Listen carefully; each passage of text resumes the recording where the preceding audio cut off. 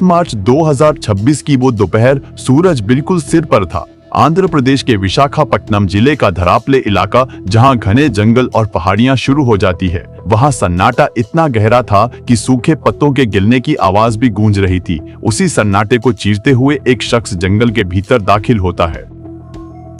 हाथ में एक साधारण सा बैग है, लेकिन उस शख्स के चेहरे पर जो पसीना और घबराहट थी वो सामान्य नहीं थी। यह शख्स कोई आम अपराधी नहीं था। यह था चिंदाता रविंद्र, जो भारतीय नौसेना यानी इंडियन नेवी में एक कुशल टेक्नीशियन के पद पर तैनात था। जब वह जंगल के सबसे सुनसान हिस्से में पहुंचा, जहां दूर दूर तक इंसानी परछाई भी नजर नहीं आ रही थी, तब उसने अपना बैग खोला। उस बैग के भीतर जो था उसे देखकर किसी की भी रूह कांप जाए। उस बैग में एक महिला का कटा हुआ सिर था और उसके दोनों हाथ थे। साथ में उस महिला का मोबाइल फोन भी था। रविंद्र ने इधर उधर नजर दौड़ाई। उसका दिल जोर जोर से धड़क रहा था। उसने जल्दी जल्दी सूखी लकड़ी, उसने एक छोटी सी चिता सजाई। उसका मकसद साफ था, सबूतों को राख में तब्दील कर देना। जैसे ही रविंद्र ने चिता तैयार की और उस पर महिला का सिर रखा, तभी उसकी नजर उस कटे हुए सिर के चेहरे पर पड़ी। यह दृश्य किसी भी पत्थर दिल इंसान को हिला देने वाला था।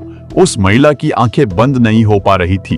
मौत के बाद भी उसकी पलकें वैसी ही खुली थी जैसे वह जिंदा हो। रविंद्र को ऐसा महसूस होने लगा मानो वो आंखें सीधे उसे देख रही है। उसे लगा कि वह जो भी पाप कर रहा है, वो महिला अपनी आंखों से उसका हर एक कदम रिकॉर्ड कर रही है। रविंद्र डर के मारे बार बार पीछे मुड़कर देखता। उसे लगता जैसे कोई झाड़ियों के पीछे छिपा है, कोई उसे देख रहा है। वह बार बार जंगल में दूर तक भागकर जाता, यह देखने के लिए कि कोई आ तो नहीं रहा। करीब 2 से ढाई घंटे बीत चुके थे। कड़ी धूप में वह उन अंगों को जलाने की नाकाम कोशिश कर रहा था। आग तो जल रही थी, लेकिन उसके अंतर्मन में एक दूसरी ही आग लगी थी। उसे रह रहकर ख्याल आ रहा था कि अभी तो सिर्फ सिर और हाथ जलाए हैं, बाकी शरीर का बड़ा हिस्सा तो अभी फ्लैट के फ्रिज में पड़ा है। उसे जलाने में कितना वक्त लगेगा? क्या वह कभी पकड़ा जाएगा?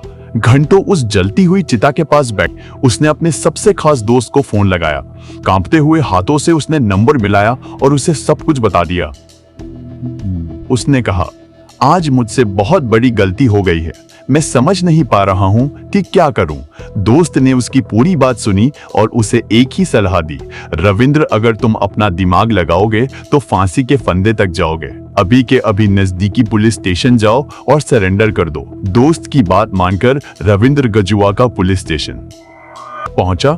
वहां पुलिस वाले उसे देखकर हैरान थे। वह बदहवास हालत में था। जब उसने अपनी कहानी लगा कि शायद ये कोई नशेड़ी है जो मनगढ़ंत बातें कर रहा है, लेकिन जब पुलिस उसे लेकर उसके कीर्ति अपार्टमेंट के फ्लैट पर पहुंची, तो वहां का मंजर देखकर अनुभवी पुलिस अफसरों के भी पसीने छूट गए। अब सवाल यह उठता है कि एक पढ़ा लिखा और नौसेना का जवान यहां तक कैसे पहुंचा? इसके लिए हमें साल 2020 के उन दिनों में जाना होगा, जब पूरी दुनिया लॉकडाउन की चपेट में थी। रविंद्र की पोस्टिंग विशाखापट्टनम में एक नेवल शिप पर थी। घर से दूर अकेलेपन ने उसे मोबाइल की तरफ धकेला। उसने मिंगल डेटिंग ऐप डाउनलोड की। इसी ऐप पर उसकी मुलाकात मोनिका से हुई। मोनिका विजयनगरम की रहने वाली थी और एक बैंक में अच्छी नौकरी कर रही थी। दोनों के बीच घंटों बातें होने लगी। जब लॉकडाउन खुला तो पहली बार वे एक सिनेमा हॉल में मिले। इसके बाद मुलाकातों का दौर चल पड़ा। कभी पार्क, कभी होटल, कभी सुनसान इलाके। उनका यह रिश्ता करीब 4-5 सालों तक चला। रविंद्र ने कभी अपने परिवार को इस बारे में नहीं बताया। साल 2024 में रविंद्र के घर वालों ने उसकी शादी तय कर दी। रविंद्र ने शादी कर ली, लेकिन उसने मोनिका से मिलना बंद नहीं किया। शादी के बाद रविंद्र अपनी पत्नी के साथ कीर्ति अपार्टमेंट में रहने लगा। यहीं से विवाद शुरू हुआ। रविंद्र का दावा है कि मोनिका उसे ब्लैकमेल करने लगी थी। वह 3.5 लाख से लेकर 35 लाख रुपए तक की मांग कर रही थी। उसने धमकी दी कि अगर उसे पैसे नहीं मिले तो वह रविंद्र की पत्नी को सब बता देगी। इसी बीच रविंद्र की पत्नी प्रेग्नेंट हो गई। रविंद्र नहीं चाहता था कि उसकी शादीशुदा जिंदगी बर्बाद हो। फरवरी 2026 में जब उसकी पत्नी अपने मायके गई तो रविंद्र ने एक भयानक योजना बनाई। उसने ऑनलाइन एक बड़ा और मजबूत चाकू मंगवाया। 29 मार्च 2026 को उसने मोनिका को अपने फ्लैट पर बुलाया। वहां फिर से बहस हुई। रविंद्र ने मोनिका को समझाने की कोशिश की कि उसका बच्चा होने वाला है और वह अब इस रिश्ते को खत्म करना चाहता है, लेकिन जब बात नहीं बनी तो उसने चाकू से मोनिका का कत्ल कर दिया। कत्ल के बाद रविंद्र ने बड़ी बेरहमी से लाश के टुकड़े किए। उसने शरीर को इस तरह काटा ताकि उसे ठिकाने लगाना आसान हो। पैर और कूल्हे का हिस्सा एक बैग में भरा, धड़ टोर्सो को फ्रिज के फ्रीजर में रख दिया और सिर व हाथ लेकर जंगल चला गया।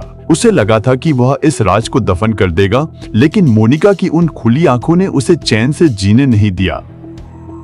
जब पुलिस ने मोनिका के पिता वेणुगोपाल से संपर्क किया, कहानी सामने आई। उनकी बेटी सरकारी बैंक में अधिकारी थी, उसे पैसों की कोई कमी नहीं थी, वो किसी को ब्लैकमेल क्यों करेगी। पिता का आरोप है कि रविंद्र ने उनकी बेटी का शोषण किया और जब वो शादी का दबाव बनाने लगी तो उसने उसे रास्ते से हटा दिया। पुलिस अब इन दोनों पहलुओं की जांच कर रही है। आज मोनिका इस दुनिया में नहीं है, उसके शरीर के टुकड़े अलग अलग जगहों से बरामद हुए एक आंखों के पीछे है। यह घटना हमें सिखाती है कि आवेश में आकर उठाया गया एक गलत कदम न सिर्फ दूसरों की जिंदगी छीन लेता है, बल्कि आपकी अपनी जिंदगी भी तबाह कर देता है। सोशल मीडिया और डेटिंग एप्स की इस दुनिया में सावधानी ही सबसे बड़ा बचाव है। सावधान रहे, सुरक्षित रहे। आदाब, नमस्कार।